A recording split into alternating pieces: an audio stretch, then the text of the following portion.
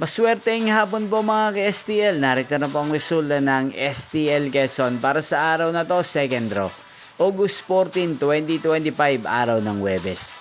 Naway mga natayan nyo pong mga numero kanina ay manalo nawa ngayong hapong ito, 4 PM. Kaya kunin nyo na po ang inyong mga ticket. Narito na po ang resulta.